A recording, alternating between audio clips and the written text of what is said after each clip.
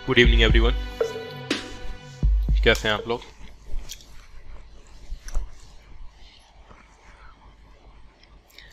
मेरी voice proper आ रही है आप लोगों तक?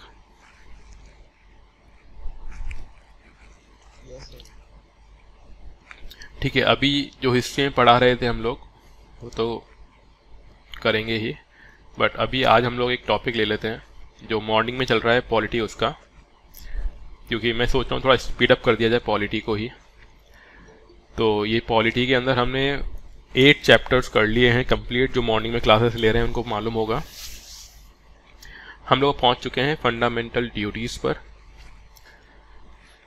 ठीक है, आज मॉर्निंग में ख़त्म कर दिया था हम लोगों ने डीपीएस पेज को, तो यहाँ से आगे कंटिन्यू करेंगे हम लोग फंडामेंटल ड्यूटीज़। और अब स्पीड अप भी हो जाएगा, ये जो चैप्टर्स हैं फटाफट से होंगे, वो आपके छोटे छोटे चैप्टर होंगे। बड़े चैप्टर अब 3 ही बचे हुए हैं, उन 3 चैप्टर को हम लोग करेंगे साथ में, बट जो इजी चैप्टर हैं उनको हम लोग पहले कर लेंगे, या फिर कुछ चैप्टर जो स्किप करने हैं, जो नहीं पढ़ने हैं, उनको भी हम लोग साथ में देखते हुए चलेंगे कि जिनके लिए रिक्वायरमेंट काफ़ी कम होगी पढ़ने की, वो आप अपने लेवल पर ही पढ़ सकते हो, या फिर जो उसमें इंपॉर्टेंट चीज़ होगी मैं आपको बता दूंगा। ठीक है, तो मेरी वॉइस एंड स्क्रीन आप लोगों को प्रॉपर दिख रही है सभी लोगों को?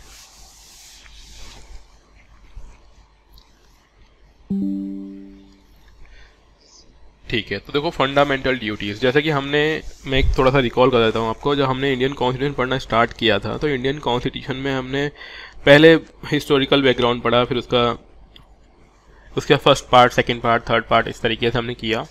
ठीक है, जिसमें से हमने स्टेट के बारे में पढ़ लिया, कंट्री के बारे में पढ़ लिया, फंडामेंटल राइट्स के बारे में पढ़ लिया, सिटीजनशिप के बारे में पढ़ लिया, एंड डीपीएसपी के बारे में पढ़ लिया। तो उसके बाद जो चीज़ आती है इंपॉर्टेंट हमारे लिए, वो है फंडामेंटल ड्यूटीज़। ड्यूटीज़ क्या है? सिटीजन के काम, मतलब सिटीजन को अपनी कंट्री के लिए क्या करना है। जैसे राष्ट्रगान बज रहा है तो खड़े हो जाइए, कंट्री के लिए रेस्पेक्ट रखिए, कंट्री के लिए अच्छी बातें बोलिए, ये कंट्री को डिसइंटीग्रेट करने वाली बातें मत करिए, कंट्री को जिन्होंने इंडिपेंडेंट कराया, जो फ्रीडम फाइटर्स हैं, उनके लिए रेस्पेक्ट रखिए। ये सब चीज़ें ही हमारी क्या है? फंडामेंटल ड्यूटीज़ हैं। तो ये चीज़ भी लिखी हुई है। अगेन वही चीज़ है कि ये भी ऐसा नहीं है जस्टिसेबल हो, लेकिन कुछ कुछ बाउंडेशन इसके ऊपर भी है। ठीक है, तो उनको हम लोग देखते हैं क्या क्या ड्यूटीज़ है जो हमें करनी चाहिए। करनी चाहिए का मतलब क्या होता है? एडवाइस है, कर लो तो अच्छी बात है, नहीं करोगे तो ऐसा कुछ है नहीं। मतलब अगर उसके अगेंस्ट कुछ करोगे तो बात अलग है, बट अगर फॉलो नहीं कर रहे हो तो इतना बड़ी बात नहीं है, लेकिन करनी चाहिए। So these are fundamental duties. सबसे पहली बात देखो, यहाँ पे कुछ पढ़ देता हूँ मैं चीज़ें। दो the right and duties of the citizen are correlative, rights और ड्यूटीज आपस में जुड़े हुए हैं कोरिलेटिव से, and inseparable, the original constitution contain only the fundamental rights not the fundamental duties. इसका मतलब ये हुआ कि फंडामेंटल ड्यूटीज को हमने बाद में ऐड किया है। ये लाइन ध्यान कर लो कि ओरिजिनल कॉन्स्टिट्यूशन के अंदर फंडामेंटल ड्यूटीज नहीं थी, बाद में ऐड की गई हैं। In other word, the framer of the constitution did not feel it necessary to incorporate the fundamental duties of the citizen in the constitution. However, the incorporated the duties of the state in the constitution in the form of directive principle of state policy. Later in 1976, the fundamental duties of citizen were added in the constitution. अब बात कर रहे हैं 1976 में, तो कौन सा constitution amendment हुआ होगा? याद हो जाना चाहिए अभी तक तो, है ना? 42। ठीक है, अब पहले इन्होंने क्यों नहीं जोड़ा था? पहले लोगों को लग रहा था कि यार देखो, इतनी मेहनत से कंट्री को इंडिपेंडेंट कराया है, तो अपने आप ही सिटीजन अपनी रेस्पॉन्सिबिलिटी समझेंगे और कंट्री के लिए काम करेंगे। लेकिन बाद में फील हुआ कि नहीं, वही लिखी दो, कम से कम बोलने के लिए तो होगा कि कहाँ कहाँ क्या क्या लिखा हुआ है। तो इसके बाद 2002 में इसमें एक और नया फंडामेंटल ड्यूटीज ऐड किया गया। In 2002 the one more fundamental duty was added. तो 1976 में तो 10 ड्यूटी आई, और एक जो ऐड और की गई, वो कब ऐड की गई है? 2002 के अंदर। तो जितना हाईलाइट कर रहा हूँ ना, वो चीज़ हमें याद रखनी है। जैसे मैंने समझा, पूरा पैराग्राफ दिया, लेकिन जो चीज़ मार्क कर दी वो आपको याद रखनी है। इन पे क्वेश्चन बन सकते हैं। आगे देखो, the fundamental duties in the Indian constitution are inspired by the constitution of USSR. पहले वाला यूएसएसआर, ठीक है ना? ऑस्ट्रेलिया नहीं, पहले, अभी तो वो रशिया हो गया है। ठीक है, पहले जब यूनाइटेड था वो, तब वहाँ का कॉन्स्टिट्यूशन, हालांकि कॉन्स्टिट्यूशन वही है। ठीक है, तो कहाँ से लिया हमने फंडामेंटल ड्यूटीज़ को? हमने यूएसएसआर से लिया। Notably none of the constitution of major democratic countries like USA, Canada, France, Germany, Australia and so on specially contain a list of duties of citizen. ठीक है। मोस्टली कंट्रीज मतलब हर जगह कुछ ना कुछ ड्यूटीज होती हैं सिटीजन्स की, तो वहाँ पे हर जगह लिस्ट बनी हुई है कि ये काम सिटीजन्स को करने हैं। Japanese constitution is perhaps the only democratic constitution in the world which contain list of duties of citizen. ये मार्क कर लो। Japanese constitution is perhaps the only democratic constitution in world which contain list of duties of citizen, मतलब proper एक दिया हुआ है बना के, भाई ये लो ये काम करना ही है। The socialist country on the contrary gave equal importance of the fundamental duties and rights। जो भी सोशलिस्ट कंट्रीज होंगे, तो सोशलिस्ट का हम जानते ही हैं कि भाई उनका इक्वल फोकस होता है फंडामेंटल राइट्स पर भी और ड्यूटीज़ पर भी। सो हमने इस साल वाले जो था ना कंट्री, उसका जो लिखा हुआ ड्यूटीज़ था वो हमने कॉपी कर लिया। Their right and freedoms was inseparable from the performance of their duties and obligations, यानी हर किसी को ये काम करने हैं और फ्रीडम और राइट्स हम आपस में सेपरेट नहीं कर सकते, दोनों चीज़ एक साथ ही हैं। मतलब फ्रीडम के साथ ही राइट आता है, राइट के साथ ही फ्रीडम आता है, तो freedom and right both are simultaneously चीज़ें हैं, जुड़ी हुई चीज़ें हैं। अगला क्वेश्चन ये पूछा जाता है कि जो फंडामेंटल ड्यूटीज़ है ना वो कौन सी कमेटी की रिकमेंडेशन से जोड़ी गई थी। तो स्वर्ण सिंह कमेटी रिकमेंडेशन, बस ये नाम ध्यान रख लो। In 1976, the Congress Party set up the Swarn Singh Committee to make recommendation about fundamental duties। अब ऐसा नहीं कि इसने सिर्फ यही रिकमेंडेशन दी थी या फिर इसने यही फंडामेंटल राइट्स बोले थे, राइट्स तो और भी कई सारे बोले थे ना, फंडामेंटल मतलब फंडामेंटल ड्यूटीज़ बहुत सारी बताई गई थी, लेकिन गवर्नमेंट को जो सही लगी वो उसमें लिख ली गई। तो नाम जो आपको ध्यान रखना है किसकी, कौन सी कमेटी के रिकमेंडेशन पे ये ऐड हुआ है, तो वो है स्वर्ण Singh committee recommendation. The need and necessity of which was felt during the operation of the internal emergency, और ये असली बात कब फील हुई थी, जब इंटरनल इमरजेंसी लगाई गई थी कंट्री के अंदर इंदिरा गांधी गवर्नमेंट के थ्रू, तो ये बात की गई कि हाँ कुछ फंडामेंटल ड्यूटीज हमारी होनी चाहिए। तो 1975 से 77 के बीच में ये लगाई गई थी इंटरनल इमरजेंसी, और इसी बीच में 1976 में ये रिकमेंडेशन पास की गई और फंडामेंटल ड्यूटीज इम्पोज की गई। The committee recommended the inclusion of a separate chapter on fundamental duties in the constitution। मतलब कमेटी ने तो ये बोला था कि भाई एक अलग से चैप्टर ही बना दो फंडामेंटल ड्यूटीज का कॉन्स्टिट्यूशन के अंदर। It stressed that the citizen should become conscious that in addition of the enjoyment of right, they also have certain duties to perform as well। यानी कहने का मतलब ये हुआ कि एक अलग से चैप्टर होगा तो लोग ज़्यादा अवेयर हो जाएंगे कि उनको कौन कौन से फंडामेंटल राइट्स के साथ साथ ड्यूटीज़ को फॉलो करना है, क्योंकि ड्यूटीज़ वो हैं जो सिटीजन को करनी होती हैं। The Congress government at centre accepted the recommendations and enacted the 42nd constitutional amendment act in 1976। तो 1976 में कांग्रेस गवर्नमेंट ने मान लिया और इसको ऐड कर दिया, और अलग से पार्ट नहीं जोड़ा गया, फोर्थ पार्ट को ही फोर्थ ए कर दिया। मतलब फोर्थ पार्ट में तो क्या था, डीपीएसपीस, और फोर्थ ए में क्या ऐड कर दिया उन्होंने कॉन्स्टिट्यूशन के अंदर, फंडामेंटल ड्यूटीज। अब इसका मतलब ये हुआ कि ये उतनी ही इंपॉर्टेंट है जितना कि हमारा डीपीएसपी है, क्योंकि देखो फंडामेंटल राइट्स के बाद आ रहे हैं और डीपीएसपी के साथ हैं। तो इस बात से समझने को मिलती है हम लोगों को कि डीपीएसपी जितनी इंपॉर्टेंट है हमारे लिए उतना ही क्या है, फंडामेंटल ड्यूटीज हमारे लिए इंपॉर्टेंट है। अब इसमें जब आर्टिकल लिखने की बात आई तो कैसे कैसे आर्टिकल ऐड किया, तो सिर्फ एक ही आर्टिकल ऐड किया गया, वो भी कौन सा, 51A। 51 तो पहले था ही डीपीएसपी के अंदर, यहाँ पे क्या ऐड कर दिया, 51A। तो जो आर्टिकल है जिसमें फंडामेंटल ड्यूटीज़ लिखी हुई हैं वो कौन सा है, 51A, और इसमें 10 ड्यूटीज़ पहले थी और 2002 में एक और ऐड कर दी गई, तो कुल मिला कितनी हो गई, 11। कुल मिला के 11 ड्यूटीज़ है जो हमें फॉलो करनी होंगी। The ruling Congress Party declared the non-inclusion of fundamental duties in the Constitution as a historical mistake and claimed that what the framers of the Constitution failed to do being done by now। और ये अब फिर अपनी अपनी तारीफ करने वाली काम होते हैं कि गवर्नमेंट बोलती है कि भाई फ्रेमर्स लोग भूल गए थे, इन्होंने नहीं लिखा, अब हम जोड़ दे रहे हैं, तो हम ये बड़ा भला काम कर दे रहे हैं जो फ्रेमर्स भूल गए थे, यानी वो कॉन्स्टिट्यूशन बनाने वाले लोग। Though the Swarn Singh Committee suggested the incorporation of 8 fundamental duties in the Constitution, इन्होंने 8 फंडामेंटल ड्यूटीज़ की रिकमेंडेशन दी थी। The 42nd constitutional amendment act 1976 included 10 fundamental duties. दो गवर्नमेंट ने और अपनी तरफ से ऐड कर दिया, हालांकि और भी थी, ऐसा नहीं थी कि सिर्फ 8 ही थी। 8 तो वो है जो इन्होंने रिकमेंड की उनमें से ले ली, उसके अलावा और भी थी। Sorry. Interestingly certain recommendation of the committee were not accepted. तो यहाँ पे आ गया कि कुछ कमेटी की रिकमेंडेशन एक्सेप्ट नहीं की गई थी। By the Congress party and hence not incorporated in the constitution, और इसीलिए वो कॉन्स्टिट्यूशन में आपको देखने को नहीं मिलेंगी। कौन कौन सी थी? पहली तो दीज इंक्लूड लिखा हुआ है, कौन कौन सी है? द पार्लियामेंट में provide for the imposition of such penalty और punishment as may be considered appropriate for any non compliance with और refusal to observe any of the duties. मतलब कहने वाली बात ये थी कि भाई पेनल्टी देनी पड़ेगी और पनिशमेंट देना पड़ेगा मतलब लगेगा किसी भी पर्सन के ऊपर अगर उसने ड्यूटीज को फॉलो नहीं किया। अब इंडिया डेमोक्रेटिक कंट्री है, साथ में वेलफेयर कंट्री भी है, उन्होंने बोला नहीं नहीं यार ये तो खराब बात है, पेनल्टी क्यों ही लेनी है। मालूम पड़ा राष्ट्रीय गान बज रहा है, आप खड़े नहीं हुए, 50 रुपये निकालो, फाइन कट गया, चालान कट गया आपका, है ना, ऐसा कुछ इन्होंने रिकमेंड किया था।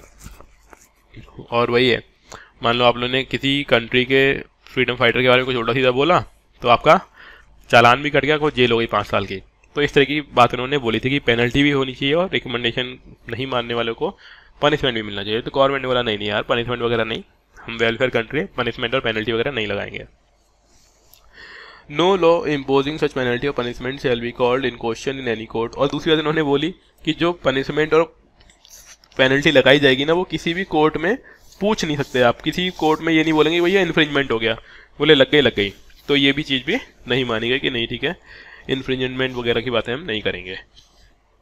ड्यूटी टू पे taxes should also be a fundamental duty of the citizen. और उन्होंने बोला टैक्स पे करना भी फंडामेंटल ड्यूटी होनी चाहिए, मतलब हर इंसान को पे करना चाहिए। अब इंडिया गवर्नमेंट ने उस टाइम सोचा कि यार नहीं यार कितने ही लोग टैक्स भरते हैं, छोड़ो इसको ड्यूटी नहीं बनाते हैं, मालूम पड़ा फिर ड्यूटी हर कोई ब्रेक कर रहा है। तो इसीलिए फंडामेंटल ड्यूटीज़ के अंदर टैक्स वाली बातों को ऐड नहीं किया गया, क्योंकि हमारी कंट्री तो वो कंट्रीज में अभी तक मुश्किल से 18% या 19% लोग टैक्स पे करते हैं। ठीक है, अभी ये तो अभी हो गया इतना ज़्यादा 18-19%, नहीं तो पहले 2% लोग ही थे आज से, अगर 10 साल पहले बात की जाए तो, या फिर इससे पहले वाली गवर्नमेंट की जब बात की जाए तो सिर्फ 2% लोग टैक्स पे करते थे। अभी तो तब भी बढ़ गया है। तो टैक्स पे को फंडामेंटल ड्यूटीज़ नहीं बनाया गया। तो ये तो वो 3 हो गए जिनको ड्यूटीज़ नहीं बनाया गया। अब कौन कौन सी ड्यूटीज़ हैं, लिस्ट ऑफ फंडामेंटल ड्यूटीज़। तो हमने बेसिक समझ लिया है कि स्टोनसिंग कमेटी की रिकमेंडेशन है, 42nd अमेंडमेंट कॉन्स्टिट्यूशन है, 1976 में लाई गई है। 1976 में आने का मतलब ये है कि जब इमरजेंसी वाला टाइम चल रहा था वो टाइम है ये, फंडामेंटल राइट के साथ आती वो, उसके बाद जब फंडामेंटल ड्यूटीज़ का जब मान रहे हैं बात तो वो DPSP के साथ आ रही हैं। पार्ट 4A है और आर्टिकल 51A है।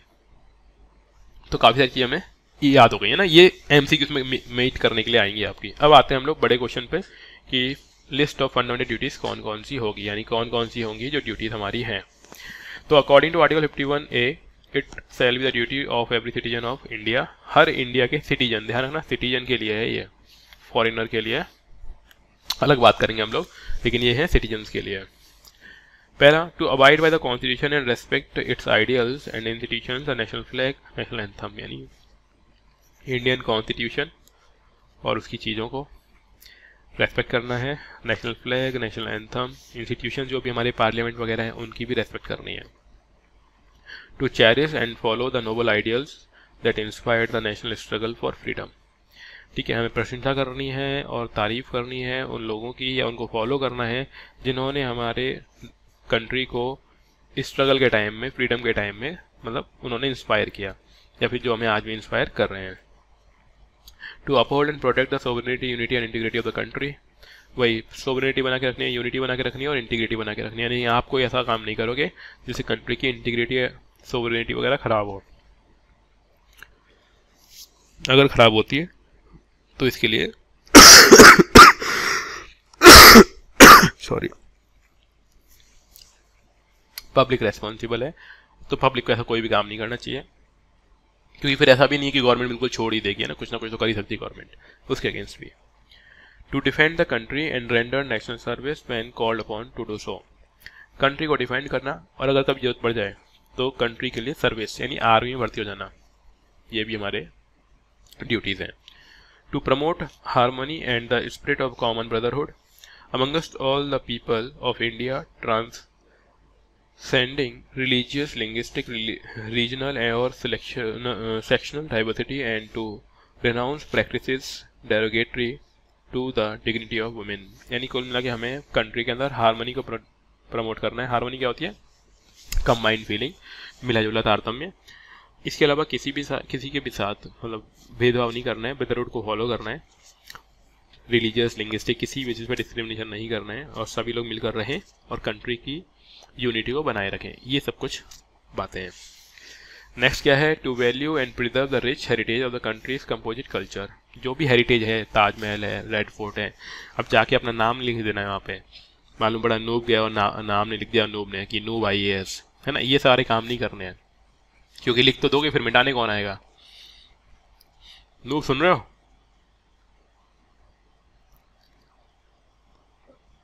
हाँ जी नूब। अच्छा ठीक है, आगे देखो। To protect and improve the natural environment including a forest, lake, rivers, wild life and to have compassion for living creature. यानी कहने की बात यह है, जो भी नेचुरल हैबिटाट है उसको प्योर बना के रखना, मतलब जो प्योर फॉर्म में है ऑलरेडी प्योर ही रहे, ठीक है। वाइल्ड लाइफ को डिस्ट्रॉय नहीं करना है, नेचुरल हैबिटाट को डिस्ट्रॉय नहीं करना है, किसी भी तरीके से फॉरेस्ट वगैरह में और लेक वगैरह में पॉल्यूशन को इम्प्रूव नहीं करना है। अपनी तरफ से अपन को बढ़िया काम करने हैं, ठीक है, ये हमारी ड्यूटी है। To develop scientific temper, humanism and spirit of inquiry and reform. हमें हर चीज़ में तार्किकता, वैज्ञानिकता को ध्यान में रखना है, मानवता को बढ़ाना है, और साथ ही साथ जानने की इच्छा रखनी चाहिए हमेशा मन में। इंक्वायरी एंड रिफॉर्म, जानना और उसमें चेंज करना, ये हमारी फीलिंग होनी चाहिए। To safeguard public property and to abjure violence. हमें पब्लिक प्रॉपर्टी को सेफ्टी, गवर्नमेंट की जितनी भी बिल्डिंग्स हैं उनको सेफ बना के रखना है, डिस्ट्रॉय नहीं करना है, और वायलेंस को बचाना है। वायलेंस नहीं होना चाहिए, लेकिन जस्ट इसका उल्टा मानो आप लोग कि जब भी हमारी कंट्री में मूवमेंट होते हैं, वायलेंस होता है, तो सबसे पहले पब्लिक प्रॉपर्टी को जलाया जाता है। जैसे अभी हाल ही की बात है, RRB के लिए जो पंगे हुए हैं बिहार में, तो ट्रेन में आग लगा दी वायलेंस के थ्रू। इसका मतलब क्या है, सबसे पहले पब्लिक प्रॉपर्टी को ही लॉस होता है, बट ऐसा नहीं करना चाहिए, मना किया जाता है ऐसी बातों के लिए, क्योंकि पब्लिक प्रॉपर्टी को लॉस करके हम अपना ही लॉस कर रहे हैं।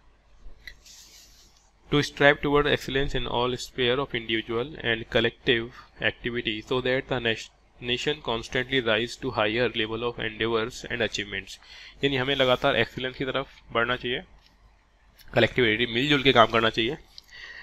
मिलजुल के काम करेंगे तो हमारा देश लगातार प्रगति करेगा, आगे बढ़ेगा, और हम लोग नए नए कीर्तिमान और नए नए अचीवमेंट अचीव करेंगे कंट्री के अंदर। और हम बढ़ेंगे तो कंट्री भी बढ़ेगा डेफिनेटली, है ना। तो कंट्री का ही भला, हमारा ही भला। दूसरी बात, जो 11वां, ठीक है, जो 11वां पार्ट जोड़ा गया था 42nd के बाद, जब दूसरा अमेंडमेंट किया गया 2002 के अंदर, तो वो कौन सा है, 86 नंबर का है, 2002 में किया गया था। To provide opportunities for education to his child और ward between the age of 6 to 14 years. ठीक है ना, ये हमने पहले ही पढ़ा था कि 6 to 14 ईयर्स के बच्चों को एजुकेशन दिलवानी है, फ्री एंड कंपलसरी एजुकेशन। ये भी ड्यूटी होगी, और ड्यूटी किसकी होगी है, इसके पेरेंट की होगी, या फिर जो भी उसका केयर टेकर है उसकी ड्यूटी है कि बच्चे को, वो 6 to 14 ईयर वाले बच्चों को एजुकेशन मिले। और इसके लिए गवर्नमेंट ने प्रोग्राम चलाया हुआ है कि हर किसी को एजुकेशन मिल जाए। बस ये हो गए। अब ये फीचर्स बताना चाह रहा है कि फीचर्स क्या हैं, है ना। तो फीचर्स में देखो कुछ नहीं, फीचर्स में इतना हमें फोकस नहीं करना कि अब देखो फीचर्स में क्या है। हमारे एक तो फंडामेंटल राइट वाली चीज़ों को लिया गया है, सोशलिज्म वाली बातों को लिया गया है, इक्वलिटी वाली बातों को लिया गया है, मोरल वाली चीज़ों को लिया गया है, और कुछ चीज़ें डायरेक्टिव प्रिंसिपल्स में दी हुई थी उनको भी मिलाकर हमारी चीज़ें यहाँ पे बनाई गई। तो बस यही यहाँ पे यही बताना चाह रहा है कि क्या क्या करेक्टरिस्टिक्स हैं। तो बोलना चाह रहे हैं some of them are moral duties, ठीक है, कुछ सिविक ड्यूटीज़ होती हैं। मोरल ड्यूटीज़ यानी अच्छे काम करना, देश के लिए अच्छी बात बोलना, अच्छा काम करना, सब कुछ। सिविक ड्यूटी क्या है कि हर सिटीजन के पास जो काम करना है उसको, जैसे नेशनल एंथम की रेस्पेक्ट करना है, नेशनल सॉन्ग का रेस्पेक्ट करना है, कॉन्स्टिट्यूशन की रेस्पेक्ट करनी है, तो ये सब चीज़ें लिखी हुई हैं इसके अंदर। तो ध्यान रखना करेक्टरिस्टिक का मतलब कि वो किस किस तरह की हैं।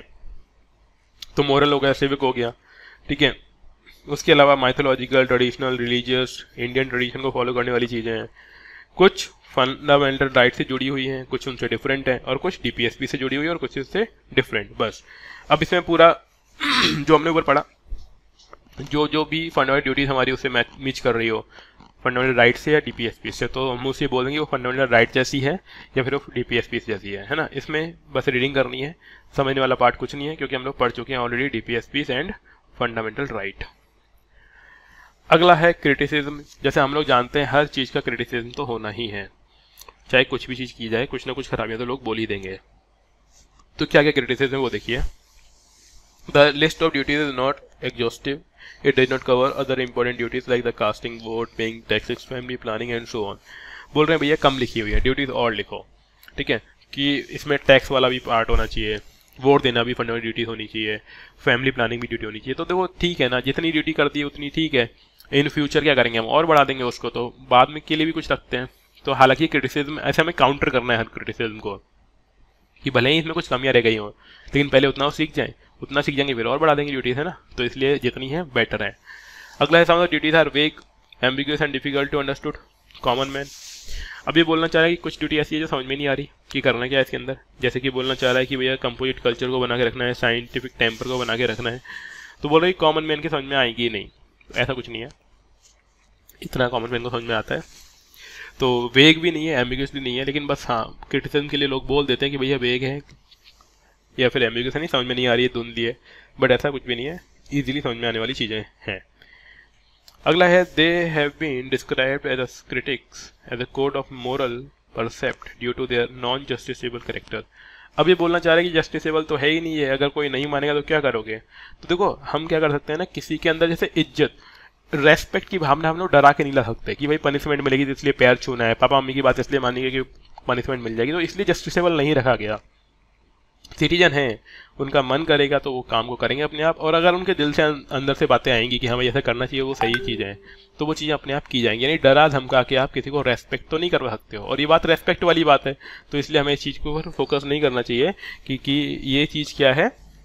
एक तरीके से जहाँ पे ये बात की जा रही है कि इसके लिए एक पनिशमेंट होना चाहिए, पनिशमेंट होना ज़रूरी नहीं है, क्योंकि इसके लिए जो रेस्पेक्ट है वो अपने आप मन से आएगी, ठीक है। तो जो चीज़ अपने आप आती है उसके लिए हम पनिशमेंट वगैरह नहीं रखते हैं। फोर्थ पॉइंट देखो, their inclusion in the constitution was described by the critics as superfluous. ये बोलना चाह रहे हैं कि ये जो चीज़ें बात बोली गई है ना, सब कुछ सुपरफ्यूबुलस है, ऊपर ऊपर की बातें हैं, कुछ भी अंदर नहीं है। ऐसे कॉन्स्टिट्यूशन की रेस्पेक्ट करनी है, कंट्री के लिए जो फ्रीडम फाइटर्स थे उनकी रेस्पेक्ट करना है, तो देखो ये तो हर चीज़ के लिए ही बोला था कि सुपरफिशियल है, ऊपर से इम्पोज किया गया है। नहीं, ये सब चीज़ें अच्छी हैं, धीमे धीमे चीज़ें ऐसे ही हमारे अंदर तक पहुँचती हैं। पहले हम उनको बोलते हैं, फिर परफॉर्म करते हैं, और जब वो लगातार चीज़ें परफॉर्म की जाती हैं तो वो जुड़ जाती हैं। तो ये क्रिटिसिज्म भी उतना अच्छा नहीं है। The critics said that the inclusion of fundamental duties as an appendage of part 4 of the constitution had reduced their value and significance. They should had been added after part 3, so they keep them on par with fundamental rights. अब देखो ये तो कोई logic नहीं है कि fundamental right के बाद लिखते तो ज़्यादा वैल्यू होती, या उसके पहले नहीं लिखा तो ज़्यादा वैल्यू नहीं है। तो ऐसे तो हमारा कॉन्स्टिट्यूशन बहुत सारा बड़ा है, 22 पार्ट है इसके अंदर, तो हमने तो 22 अलग अलग पार्टों में अलग अलग चीज़ों को लिखा हुआ है। तो ये कोई लॉजिक नहीं बनता है कि फंडामेंटल राइट्स के बाद इसको जस्ट रखना चाहिए था, यानी डीपीएसपी से पहले रखना चाहिए था। नहीं, बिल्कुल सही प्लेस है इसका, हमने डीपीएसपी के साथ रखा हुआ है। इसका मतलब हमारी कंट्री में पहले फंडामेंटल राइट्स हैं, उसके बाद डीपीएसपी और फंडामेंटल ड्यूटीज उतनी ही इंपॉर्टेंट है जितना कि एक दूसरे के लिए वो जैसे हम लोग चीज़ों को देख रहे थे। तो ये जो क्रिटिसिज्म है कि थर्ड के बाद लिखना चाहिए, गलत है, क्योंकि थर्ड के बाद ही है वो, एक तरीके से फोर्थ ए में लिखा हुआ है, तो इतना भी वो चीज़ रॉन्ग नहीं है। और बाकी हमारा कॉन्स्टिट्यूशन पूरा का पूरा कॉन्स्टिट्यूशन, चाहे वो पहले भाग में लिखा हो, फर्स्ट पार्ट में लिखा हो, या 22 वाले पार्ट में लिखा हो, पूरा का पूरा कॉन्स्टिट्यूशन हमारे लिए क्या है, हमारी इंपॉर्टेंस रखता है, हमारे लिए एक तरीके से फॉलो करने लायक है और बेटर चीज़ है। तो पार्ट तो कभी मैटर करता ही नहीं किस पार्ट में लिखा हुआ है, तो ये क्रिटिसिज्म भी उतना मतलब सूटेबल नहीं है जिस हिसाब से बोला गया है। ये हो गया। अगला है सिग्निफिकेंस ऑफ फंडामेंटल ड्यूटीज़। तो देखो सिग्निफिकेंस क्या है कि फंडामेंटल ड्यूटीज़ क्या होती हैं। तो फंडामेंटल ड्यूटी से क्या होता है कि सिटीजन को अपना एक मालूम रहता है कि हम किस सोसाइटी में रह रहे हैं, किस हमारी क्या राइट है, हमारी क्या ड्यूटीज़ हैं। तो सिटीजन क्या करता है, अपने आप को एक डायरेक्शन देता है कि हमें क्या करना है। दूसरा, अगर कोई गलत काम करता है, एंटी नेशनल काम करेगा, तो उसे वार्निंग मिलेगी, वही एंटी नेशनल काम करोगे तो ये कंट्री के अगेंस्ट है। तो ये चीज़ क्या बता रही है, फंडामेंटल ड्यूटीज़। इसके अलावा इंस्पिरेशन वगैरह मिलती है, डिसिप्लिन डेवलप होता है। क्यों? क्योंकि हम दो तरह से चीज़ों को देखते हैं कि भाई हमारे कंट्री का गोल्स क्या है, नेशनल गोल्स क्या है, और प्लस अभी तक फ्यूचर में हमारी कंट्री को इंडिपेंडेंट कराने के लिए किन लोगों ने क्या क्या काम किए। तो ये भी इसका एक तरीके से हम बोल सकते हैं कि सिग्निफिकेंस है फंडामेंटल ड्यूटीज़ का। दूसरा, ये हमें ये भी बताते हैं कि लोगों को फंडामेंटल राइट्स अगर जानने हैं, ड्यूटीज़ जाननी है, कॉन्स्टिट्यूशन के बारे में जानना है, तो ये भी एक ड्यूटी हो गई हमारी कि भाई कॉन्स्टिट्यूशन की रेस्पेक्ट करनी है, और रेस्पेक्ट करनी तो हम लोग कभी ना कभी तो पढ़ेंगे उसको, तो जिससे हम लोग सीख जाएंगे कि हमारे कौन कौन से फंडामेंटल राइट्स हैं, कौन सी ड्यूटीज़ हैं और कौन सा DPSPs है। और सुप्रीम कोर्ट भी यही चीज़ बोलता रहता है कि हमें जो भी लॉ बनाया गया है कॉन्स्टिट्यूशन के थ्रू उसको फॉलो करना चाहिए। तो एक तरीके से ये हमें बता रहा है कि क्या चीज़ कॉन्स्टिट्यूशनल के अकॉर्डिंग है और कौन सी चीज़ कॉन्स्टिट्यूशन के बाहर है, जिसे हम बोल सकते हैं अनकॉन्स्टिट्यूशनल। तो ये भी एक इसका यूटिलिटी है, सिग्निफिकेंस है फंडामेंटल ड्यूटीज़ का। They are enforceable by law and the parliament can provide for the imposition of appropriate penalty और punishment for failure to fulfil any of them. अब देखो एनफोर्सेबल बाई लॉ कैसे है, अगर मान लो कोई पर्टिकुलर तरह का चीज़ जिसके लिए रूल बनाया हुआ है, जैसे कि मान लो कि राष्ट्रीय जो हमारा फ्लैग है, नेशनल फ्लैग है, उसको आप फाड़ नहीं सकते पब्लिकली, उसके लिए रूल बनाया हुआ। अगर आपने पब्लिकली फाड़ दिया तो भैया पनिशमेंट तो मिलेगी। तो यहाँ पे कुछ ना कुछ उनके ऊपर रूल्स और रेगुलेशन है कि पब्लिकली आपको कौन सा काम करना है और कौन सा काम नहीं करना है। So they are enforceable by law. अब ऐसा नहीं है पब्लिक के बीच में खड़े होकर आप फ्लैग को फाड़ रहे हो, जला रहे हो, बर्न कर रहे हो, ये सब कुछ क्या है, इलीगल आता है। तो ये आपको ध्यान रखनी है। अब आगे ये चीज़ आपको ज़रूरत नहीं है पढ़ने की, बस ये बताना चाह रहा है कि HR गोखले एक पहले लॉ मिनिस्टर थे, उन्होंने बताया कि किस तरीके से फंडामेंटल ड्यूटीज़ हमारे लिए फॉलो करना ज़रूरी है। क्योंकि अगर हम फंडामेंटल ड्यूटीज़ फॉलो करेंगे तो हम अपनी कंट्री के लिए काम कर रहे हैं, जिस कंट्री के हम लोग सिटीजन हैं, और हमारी तरफ से कंट्री के लिए जो हम कर सकते हैं, एक सिटीजन जो कर सकता है वो अपनी तरफ से कर रहा है। और इस तरीके से क्या डेवलप होगा, हारमनी, ब्रदरहुड, और साथ ही साथ हमारे मन में नेशनलिज्म की भावना डेवलप होगी। और अगर हम ऐसा नहीं करेंगे तो हमारे मन में क्या होगा, एंटी नेशनल फीलिंग आएगी, है ना, राष्ट्र विरोधी बातें। और फिर राष्ट्र विरोधी फिर बाद में मालूम ही आप लोगों को एंटी नेशनल हो जाते हैं। फिर आगे इंदिरा गांधी ने भी समझाया कि भाई किस तरीके से हमने इसको ऐड किया। तो सिंपल सी बात है, जब भी कोई पॉलिटिकल लीडर बोलता है कि हमने कोई चीज़ ऐड की है तो क्यों की है, तो वो सिंपल सा बोलेगा कि हमारी कंट्री की डेमोक्रेसी को स्ट्रॉन्ग करने के लिए। तो ये भी वही बोल रहे हैं कि हम लोग इससे क्या करेंगे, हमारी कंट्री की स्ट्रेंथ को बढ़ाएंगे और डेमोक्रेसी को क्या करेंगे, स्ट्रॉन्ग करेंगे। दूसरी चीज़ से क्या फ़ायदा होगा, इससे ये भी फ़ायदा होगा कि कंट्री के अंदर ऐसे लोग निकल कर आएंगे जो कॉन्स्टिट्यूशन को फॉलो करने वाले लोग होंगे और कॉन्स्टिट्यूशन के अकॉर्डिंग काम करने के साथ साथ कंट्री की डिग्निटी और यूनिटी को बढ़ाने वाले होंगे। तो वही चीज़ है ना। इतना कुछ खास कोई क्वेश्चन पूछा नहीं जाता यहाँ से। थोड़ी बहुत गवर्नमेंट वगैरह के बारे में जानना हो आपको तो ये थोड़ा सा पढ़ लेना।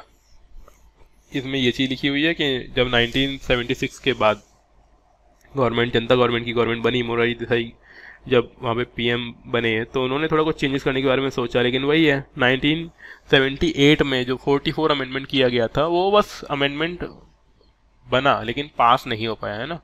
काफ़ी सारी चीज़ें जो उसके अंदर पास नहीं हो पाई हैं। तो ये उसके बारे में ही बताना चाह रहा है कि फंडामेंटल ड्यूटीज़ जो यहाँ पे थी वो कुछ उनको डिज़ायरेबल या फिर उनको एक तरीके से चेंज करने की बात की जा रही थी, लेकिन उतना हो नहीं पाया। तो इतना हमारे काम की चीज़ नहीं है, बस आपको जो ऊपर वाली चीज़ें ध्यान रखनी थी वो हो गई।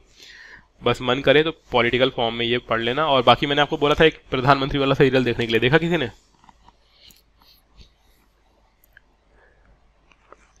हाँ जी, नहीं देखा, कोई बात नहीं। तो वो कभी भी देखोगे तो आपको ये पूरी, अरे मिल तो जाएगा, मिलेगा क्या नहीं, मिलेगा तो है ना।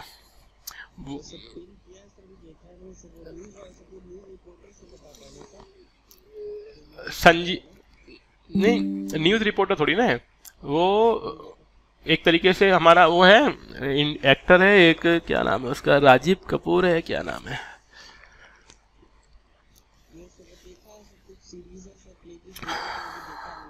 हाँ कभी मतलब कभी भी देख लेना, ऐसे कोई वो नहीं है। प्रधानमंत्री करके आता है और जो एंकर ही मानो आप उसको, है ना, एंकर है, उसका नाम मैं भूल गया हूँ यार, कुछ कपूर है वो, नाम ध्यान है किसी को?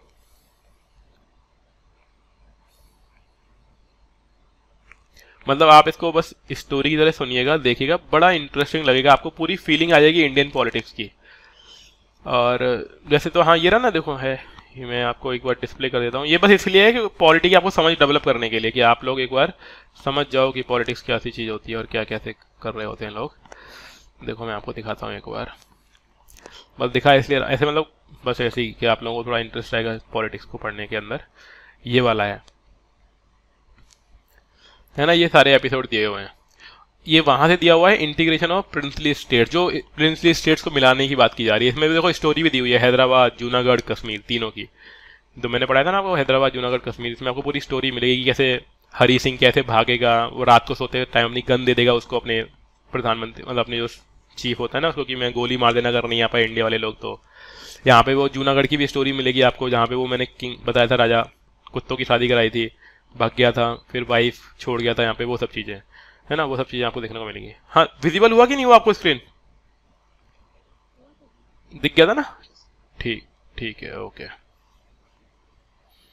तो वो सब कुछ आपको वहाँ पे मतलब स्टोरी की फॉर्म में मिलेगा, इससे बस इंटरेस्ट जगेगा आपका कि हाँ यार पॉलिटिक्स में कैसे कैसे चीज़ें रही होगी। और काफ़ी अच्छी एक्टिंग है, और वो भी चीज़ें बताई हुई है कि किस तरह से कॉन्स्टिट्यूशन बना, कैसे बी आर अम्बेडकर नाराज हो गए, कैसे इंदिरा गांधी पावर में आई, ठीक है, कैसे वो जनता। हाँ, संविधान भी सीरीज भी है उसमें। मतलब ये मान लो 70% के आसपास तो बातें सही है ही। मतलब यूपीएससी में लिखने लायक नहीं है, मैं वही तो बता रहा हूँ ना आपको, ये सिर्फ ये क्या है, इंटरेस्ट जगाने के लिए, आपको पॉलिटिक्स के बारे में अवेयर करने के लिए। कई बार चीज़ें होती है ना, हम लोग सिर्फ पढ़ते पढ़ते रहते हैं, हम उनको कनेक्ट नहीं कर पाते हैं। अगर आप ये थोड़ी स्टोरी पढ़ लोगे ना, मतलब सुन लोगे, कभी ऐसा करना है डबल स्पीड चला लेना, कभी बैठे बैठे सुन लेना आते जाते, तो आपको अपने आप ही स्टोरी की, वैसे भी वीडियो देखने की रिक्वायरमेंट है नहीं, वो तो मन करे तो देख लेना वीडियो, है ना, नहीं तो स्टोरी के फॉर्म में भी सुन सकते हो आप। तो डबल स्पीड से चलाया और पूरी की पूरी कहानी समझ ली, तो मान लो कोई चीज़ 1 घंटे की तो आधे घंटे में कंप्लीट हो जाएगा अपने।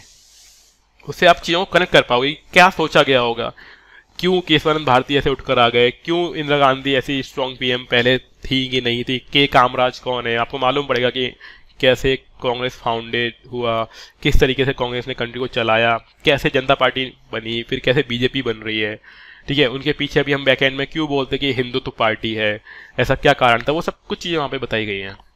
और बढ़िया है, मतलब हर चीज़ एक्सप्लेन की गई है, हालांकि उतनी क्लैरिटी और ट्रुथ नहीं होगा, लेकिन 70% सच्चाई है ना, 70% के आसपास सच्चाई है। अगला देखो, वर्मा कमेटी की ऑब्जर्वेशंस क्या बोलती है। हाँ जी,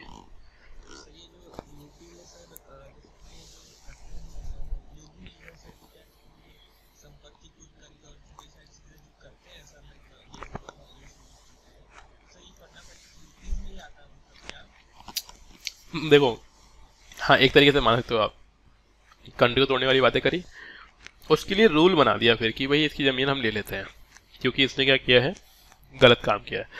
अब ऐसा नहीं है, कॉन्स्टिट्यूशन से सिर्फ हमें राइट मिलता है, गवर्नमेंट को राइट मिलता है कि ऐसा कर सकती है, उसके लिए सीआरपीसी और है अपने यहाँ पे कानून संहिता, तो उसमें वो कानून बना देते हैं कि ये कानून हो जाएगा आपसे इस तरीके से।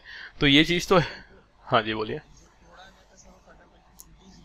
बिल्कुल ड्यूटी तोड़ी, बिल्कुल ड्यूटी। तो जिसमें गवर्नमेंट तो खैर कैसे भी घुमा के ला देती है, लेकिन मान लो कि डीपीएसपी और ड्यूटीज इनको भी ब्रेक किया जाता है, इसीलिए गवर्नमेंट ये एक्शन ले सकती है उनके against.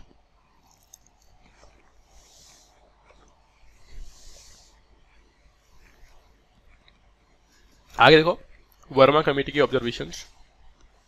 The Verma committee on fundamental duties of the citizen 1999 में आई है, identified the existence of legal provision for the implementation of some of the fundamental duties.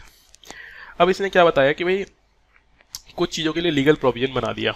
अब हम उस बात पे आते हैं जो अभी बात बोली गई थी, है ना, कि लीगल प्रोविजन क्या है कि देखो सारे की सारी फंडामेंटल ड्यूटीज तो एनफोर्सेबल नहीं है, मतलब न मानो तो मानो, नहीं मानो तो कोई दिक्कत नहीं है, लेकिन कुछ ड्यूटीज तो कर दी कंपलसरी कि अगर नहीं मानी तो कुछ ना कुछ उनके साथ हो सकता है, नहीं एक्शन लिया जा सकता है उनके ऊपर। क्या है? The prevention of insult of national honour act. अगर किसी ने भी कंट्री की गरिमा के साथ खिलवाड़ किया, इंसल्ट की उसको, prevent disrespect to the constitution of India, the national flag and national anthem, कि कोई भी इंसान इंडिया की कॉन्स्टिट्यूशन का, नेशनल फ्लैग का और नेशनल एंथम का डिसरेस्पेक्ट नहीं करेगा, करेगा तो पनिशमेंट मिलेगी, क्राइम है, इट इज अ क्राइम माना जाएगा एक तरीके से। The various criminal laws in force provide for punishment for encouraging enmity between the different sections of people on ground of language, race, place of birth, religion and so on। दूसरी बात बोली कि अगर कोई भी लोगों के बीच में दुश्मनी, बैरभाव बढ़ाने को प्रमोट करता है on the basis of language, race, place of birth and religion, तो उसके अगेंस्ट भी एक्शन लिया जा सकता है। अगला है protection of civil rights act, provide for punishment for offences related to the caste and religion. और कोई भी इंसान, वो बोलते हैं ना दंगा भड़क गए जाति के नाम पे, कास्ट के नाम पे, रिलीजन के नाम पे, तो अगर कोई करवाता है ऐसे काम तो उसको भी क्या मिलेगा, पनिशमेंट मिलेगा। The Indian penal code IPC declare the imputation and assertion prejudicial to national integration and punishable offence. अगर कोई मन में पहले से ही प्रिजुडिशियल लेके आया है, प्रिजुडिशियल यानी पूर्व भावना लेके आया हुआ है किसी भी तरीके से कंट्री को तोड़ने जोड़ने, मतलब वो सब कुछ करने के लिए ऑफेंसेस माने जाएंगे वो, कि मान लीजिए कोई भी कंट्री के अगेंस्ट स्लोगन देता है, कोई भी भड़काऊ भाषण देता है, तो वो भी इस तरीके से क्रिमिनल केसेस के अंदर माना जाएगा, ऑफेंस माना जाएगा, पनिशेबल ऑफेंस है, पनिशमेंट मिलेगी अगर आइडेंटिफाई होके प्रूव हो जाता है कि हाँ इसने ऐसा काम किया। कोई भी अनलॉफुल एक्टिविटी की जा रही है, 1967 में इसके लिए भी रूल बनाया गया, कोई भी अनलॉफुल एक्टिविटी ग्रुप बनाकर कुछ भी करना, सब कुछ क्राइम माना जाएगा। इसके अलावा रिप्रेजेंटेशन ऑफ पीपल एक्ट 1951 में आया, इसमें provides for the disqualification of member of the parliament और a state legislature for indulging in corrupt practice. अगर कोई भी मेंबर ऑफ पार्लियामेंट है करप्शन वगैरह करता है तो भी उसको हटाया जा सकता है। इसके अलावा किसी भी बेसिस पर, वही कास्ट, रेस, रिलीजन, ठीक है, लैंग्वेज, इन बेसिस पर अगर कोई एनिमिटी क्रिएट करता है तो उसके अगेंस्ट भी एक्शन लिया जाएगा। ये वो चीज़ थी जिसमें एक्शन लिया ही जाएगा। Then the wild life act of 1972 prohibit trade in rare and endangered species. मतलब आपने देखा होगा कभी कभी कि ट्रेन में, एयरपोर्ट पे दुर्लभ तरह के कछुए पकड़े गए है ना, कोई छिपकली लेके आ रहा है, कोई मछली लेके आ रहा है ना, पेपर अगर आपने पढ़ा हो कभी, करोड़ों की मछलियाँ पकड़ी जाती है। एक बार बहुत सारे कछुए कोई लेके जा रहा था जिंदा, ठीक है ना, तो उनकी ट्रेड को इलीगल माना जाता है ना, जो भी एंडेंजर्ड और रेयर स्पीसीज है उनके ट्रेड नहीं करोगे कोई भी। इसके अलावा the forest conservation act 1980 checks indiscriminate deforestation, diversion of forest land and non forest purpose. यानी कहने की बात यह है कि कोई भी फॉरेस्ट वाली लैंड को नॉन फॉरेस्ट वाली एक्टिविटी को करने के लिए यूज में नहीं लेगा। अगर कोई भी ऐसा काम करता है कि कोई भी फॉरेस्ट वाली जमीन को नॉन फॉरेस्ट वाली एक्टिविटीज में इंक्लूड कर, जैसे बिल्डिंग बना लिया, शॉप बना लिया, मॉल बना लिया, कुछ और कर लिया, तो वो पनिशेबल ऑफेंस माना जाएगा। मतलब गवर्नमेंट उसके लिए अगेंस्ट एक्शन ले सकती है। तो ये सब कुछ चीज़ें हैं जो वर्मा कमेटी की ऑब्जर्वेशंस थी कि अगर ऐसा कुछ होता है तो कुछ फंडामेंटल ड्यूटीज़ पे कोई काम नहीं कर रहा है तो उसके अगेंस्ट कुछ ना कुछ एक्शन लिए जा सकते हैं। तो वो चीज़ यहाँ पे आ गई। तो दो कमेटी हो गई जो फंडामेंटल जो ड्यूटी से जुड़ी हुई है, एक तो वर्मा कमेटी, दूसरी हो गई स्वर्ण सिंह कमेटी। दो, स्वर्ण सिंह ने रिकमेंडेशन दी थी, उससे आया, वर्मा कमेटी ने ऑब्जर्वेशन दी थी, ठीक है, एक की रिकमेंडेशन है और एक की ऑब्जर्वेशन है। यस, वर्मा कमेटी और स्वर्ण सिंह कमेटी याद रहेगी। बस ये हो गया हमारा चैप्टर। तो ये 9th चैप्टर कंप्लीट। 10th पर आइए। 10th अभी कराएं? हाँ जी बताएं।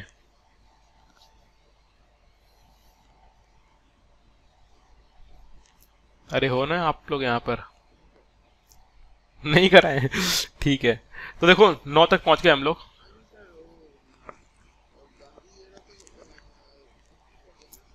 अभी थोड़ा बाकी है, उसमें थोड़ा कराएंगे।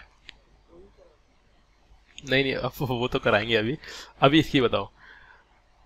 तो हमारा फंडामेंटल ड्यूटीज कंप्लीट है, 9 चैप्टर हो गए हैं। आप लोग इसी रीडिंग करिएगा, ठीक है। अगले 10 दिन के अंदर, है ना, आप मार्क कर लो, नेक्स्ट 10 डेज में हम लोग पॉलिटी कंप्लीट करेंगे, ये बुक पूरी की पूरी। और अब हम स्पीड अप भी करेंगे चीज़ों को। तो जो लोग मॉर्निंग में क्लासेस नहीं कर रहे हैं, मॉर्निंग में आ जाओ क्लास करने के लिए भी, है ना। ठंड वैसे भी अब शायद कम हो गई है, उतनी ठंड नहीं रही जितनी पहले थी, और 2-4 दिनों में कम हो जाएगी, ठीक है।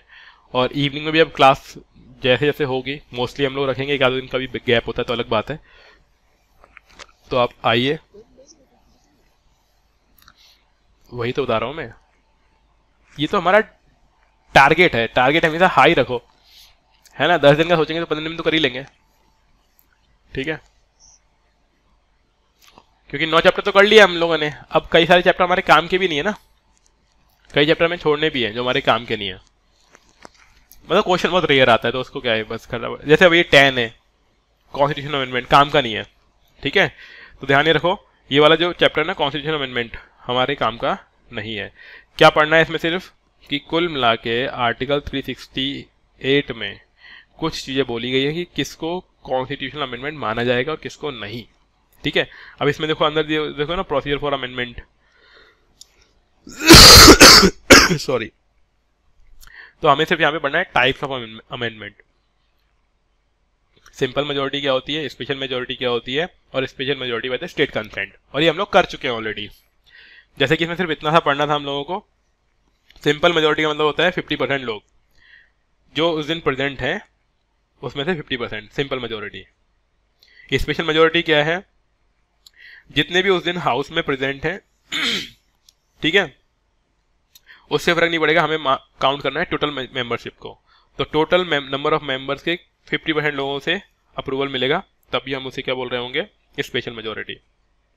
अगला क्या है, नेक्स्ट है special majority of parliament and consent of state. मतलब पहली बात तो ये है कि जितने भी लोग वहां पे प्रेजेंट हैं, ठीक है, उससे मैटर नहीं है, टोटल का 50% चाहिए होगा, और दूसरा स्टेट से ही परमिशन लेनी पड़ेगी। तो उसे हम लोग क्या बोलेंगे, स्पेशल मेजोरिटी बाई द, मतलब special majority and consent of the state. बस इतनी सी बात है और कुछ नहीं है इस चैप्टर में, खत्म हो गया ये। फिर क्रिटिसिज्म वगैरह नहीं पढ़ना है ना, क्रिटिसिज्म तो सब फालतू वाली बातें हैं, वो आप समझ ही जाओगे कि क्या क्या होता है। नहीं तो चैप्टर खत्म, देखो बस इतना सा चैप्टर ही है, मतलब ये खत्म ही हो गया। इसकी अब रीडिंग करना आप, और मेरे को बताना कि क्या समझ में नहीं आया आप लोगों को, है ना, क्योंकि ये हम बीच बीच में पढ़ेंगे बार बार कि किस तरीके कैसे करते हैं, और कई बार आएगा ये स्पेशल मेजोरिटी। तो इसको आप बस एक बार रीडिंग कर लेना, कोई भी चीज़ नहीं है समझ में नहीं आएगी। तो ये था 10 नंबर। अगला है basic structure of the constitution किसे बोलते हैं, ये भी अभी कराऊं।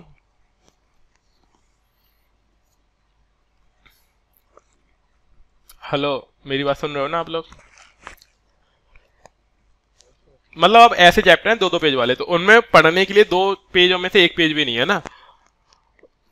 और वैसे भी आप लोग वो बच्चे हो जो इंटेलिजेंट वाले मान के चल रहे हैं हम लोग, है ना, कि जो लोग रैंकर बैच कर रहे हैं, मतलब वो थोड़ा खुद भी पढ़ेंगे अपने बेसिस पर। तो आप एक बार रीडिंग करना और फिर मेरे को बताना कि सर ये चीज़ समझ में नहीं है इसमें, है ना, बहुत ही हल्की हल्की चीज़ें हैं इसमें। तो 10 तक हो गया हमारा। ये जो स्पेशल मेजॉरिटी है, हाँ जी, इसमें टोटल मेंबरशिप का भी लिया जाता है, और जितने प्रेजेंट होते हैं उनका 2/3 भी लिया जाता है, बिल्कुल। और स्टेट्स, ऐड कर सकते हैं। हाँ, अगर ये स्टेट से रिलेटेड इशू होगा तो स्टेट से भी कंसर्न लिया जाएगा उसमें, स्टेट की विधानसभा से ही पूछा जाएगा, ठीक है, स्टेट की विधानसभा। और कोई मेरे से पूछ रहा था कि विधानसभा क्या होती है, विधानसभा स्टेट में होती है, ठीक है, और पार्लियामेंट कंट्री में होती है। और स्पेशल में क्या होगा, पार्लियामेंट तो अप्रूव करेगी करेगी, उसको स्टेट से भी अप्रूवल कराया जाएगा। और स्टेट भी कितनी, 50% स्टेट से, मतलब 28 अगर हैं तो 28 में से 15 वाली, मतलब 15, हाँ 15 स्टेट उसको पास करेंगे ना, तब वो जाके रूल बनेगा। मतलब समझने वाली कोई चीज़ नहीं है उसके अंदर, बस एक बार रीडिंग करोगे आप समझ में आ जाएगी आपको। बस ये 3 तरह की इशू होती है अप्रूवल।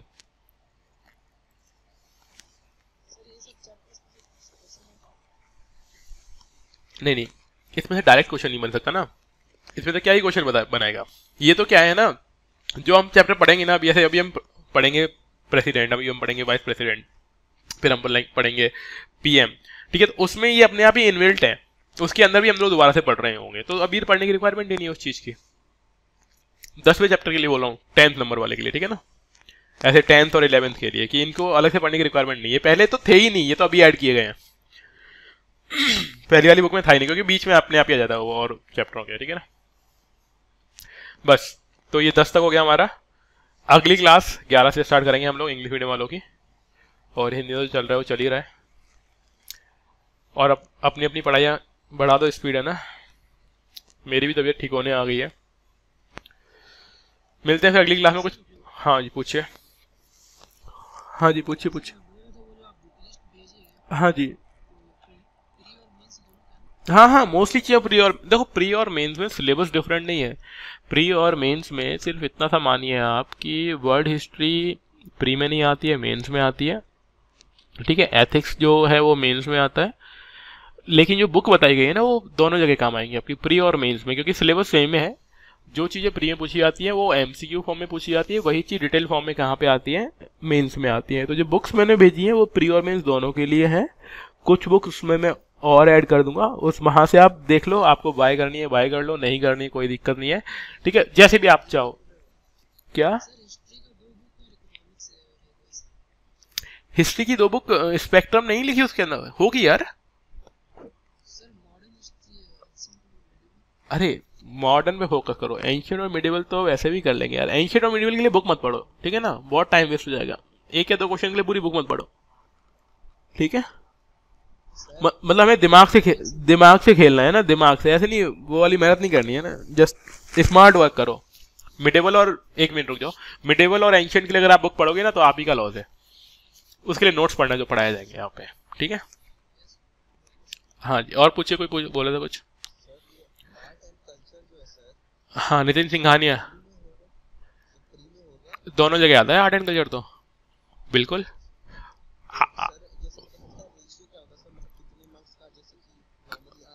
देखो नॉर्मली तो ये मान लो आप कि करीब 5 क्वेश्चन आ सकते हैं, 5 से 6 के आसपास, मतलब 4 5 6 ये रेंज मानो। आप नाराज होगा तो 4 क्वेश्चन पूछ लेगा, नहीं तो 6 आ जाएंगे। देखो आर्ट एंड कल्चर क्यों इंपॉर्टेंट है बता देता हूँ मैं आपको, कि देखो आर्ट एंड कल्चर जैसे मॉन्यूमेंट है, आर्ट एंड कल्चर में आते हैं, डांस फॉर्म है आर्ट एंड कल्चर में आते हैं, पेंटिंग है आर्ट एंड कल्चर में आती है।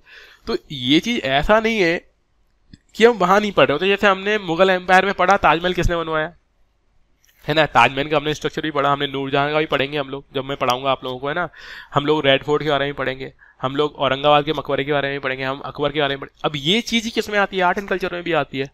तो जब ये क्वेश्चन आता है तो डिफाइन करना मुश्किल पड़ जाता है कि ये हिस्ट्री से है आर्ट एंड कल्चर से। तो बेसिकली समझ लो कि आर्ट एंड कल्चर है तो इंपॉर्टेंट हमारे लिए। 4 5 क्वेश्चन आएंगे आगे, क्योंकि एक आधो डांस के क्वेश्चन आते हैं, क्लासिकल डांस के, ठीक है, एक आधो पेंटिंग से रिलेटेड क्वेश्चन आ जाता है, तो है तो हमारे लिए काम की चीज। हाँ हाँ, देखो इकोलॉजी के ऊपर पॉइंट ये है कि इकोलॉजी 2 तरीके से पूछी जाती है। कुछ क्वेश्चन तो आते हैं बिल्कुल स्टेटिक, मतलब पूरा dead part in the sense जो चेंज नहीं होता, लेकिन 4 या 5 क्वेश्चन ऐसे ले लेता है जो करंट से जुड़े हुए होते हैं। अब कोई बोलता है कि करंट से जुड़ा हुआ है तो इकोलॉजी का पार्ट नहीं है, लेकिन होता क्या है ना, यूपीएससी 1 वर्ड वाले क्वेश्चन तो पूछता नहीं है, वो देता है स्टेटमेंट। स्टेटमेंट तभी क्लियर कर पाओगे आप जो आपने डेड वाला पार्ट भी पढ़ा होगा और करंट वाला भी पढ़ा होगा। तो इकोलॉजी से लगभग आपके मानो, मतलब ज्योग्राफी एंड इकोलॉजी से मिलाकर करीब 15 क्वेश्चन आते हैं। अब वो थोड़ा बहुत ऊपर नीचे कर सकता है दोनों में, तो 15 का ये मान लो आपकी कम से कम 5 7 तो क्वेश्चन मान ही लो इकोलॉजी के। हाँ, सी सेट करा देंगे ना। सी सेट तो क्या है ना, हमने पर्टिकुलर पार्ट ले लिया है, उसकी भी क्लास होगी, है ना। रीजनिंग वाला पार्ट कर लिया है, मैथ वाला पार्ट बच रहा है सी सेट के अंदर, तो करा देंगे, है ना। उसमें वो इतना लेंदी पार्ट नहीं है, क्योंकि उसमें सिर्फ 33% मार्क्स स्कोर करने होते हैं आपको, और वो हो जाते हैं इजीली, कराएंगे वो भी। वो सिर्फ क्वालिफाई इन नेचर है ना, कंपलसरी नहीं है। मतलब कंपलसरी है बट उससे कट ऑफ पे फर्क नहीं पड़ता अपने पे, ठीक है। लेकिन कराई जाएगी, क्लास होंगी उसकी भी। अभी थोड़ी तबीयत ठीक नहीं थी, इसलिए थोड़ा मामला बिगड़ गया है ना, अभी ठीक हो रही है तबीयत, और 1 आधो दिन दीजिए मेरे को, प्रॉपर में फिट हो जाऊंगा, फिर हम लोग सब कुछ फुल फ्लैश स्टार्ट कर देंगे चीज़ों को। और बताएं, तो मैंने बुक लिस्ट आपको भेजी दी है ना। तो बाकी वो वीडियोस जो हैं आप यूट्यूब पे वहाँ पे भी देख सकते हो, वहाँ पे भी डिस्क्रिप्शन में जाओगे तो वहाँ भी बुक लिस्ट मिल जाएगी आपको, सामने लिंक दी हुई है आपको, अगर उसमें से लेनी हो तो आप वहाँ से क्लिक करके अमेजोन वगैरह से खरीद सकते हो। बाकी आपके ऊपर डिपेंड करती है आपकी चॉइस। और कुछ चाहिए हो तो बताइए।